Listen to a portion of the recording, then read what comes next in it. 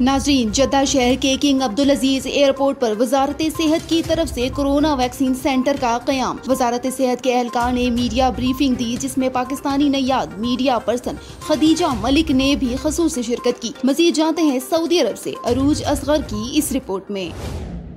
जद्दा शहर के किंग अब्दुल अजीज एयरपोर्ट पर वजारत सेहत की तरफ से कोरोना वैक्सीन सेंटर के क़याम पर सऊदी वजारत सेहत के एहलकार तुर्की फहद अल माल्की ने मीडिया नुमाइंदगान से बात करते हुए कहा कि वैक्सीन सेंटर पर 24 घंटे मुफ्त और बिला मुआवजा वैक्सीन फ्राहम की जा रही है। उन्होंने कहा कि गैर मुल्की शहरी, जिनमें पाकिस्तान, बांग्लादेश, इंडिया और फिलिपाइन के शहरियों को जरूर वैक्सीन लगवानी चाहिए ताकि वो इस जानलेवा वबा से बच सके। मीडिया नुमाइंदगान, जिनमें समाजी कारकुन और मीडिया पर्सन खदीजा मलिक शामिल थी, जिन्होंने वैक्सीन सेंटर पर मौजूद स्टाफ से भी मुलाकात की और वजारत सेहत के एहलकार तुर्की फहद अल माल्की से कोरोना की सूरत हाल पर तबादला ख्याल भी किया।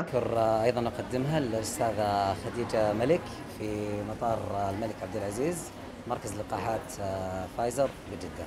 खदीजा मलिक ने जद्दा के मुख्तलिफ मकामात पर कायम वैक्सीन सेंटर्स पर सऊदी अरब की गवर्नमेंट और वजारत सेहत के मुलाजमीन की काविशों को सराहा और उम्मीद जाहिर की कि हम इस वबा से जरूर बाहर निकलेंगे। Arooj Asghar, voice of Urdu, Saudi Arab. ये वीडियो कैसी लगी, इसके बारे में हमारे फेसबुक और यूट्यूब पर अपनी राय से जरूर आगाह कीजिएगा। हमारे फेसबुक चैनल को लाइक और फॉलो कीजिए और यूट्यूब चैनल को सब्सक्राइब जरूर कीजिए ताकि हर नई आने वाली वीडियो से मुतालिक आपको बर वक्त मालूमात मिलती रहे।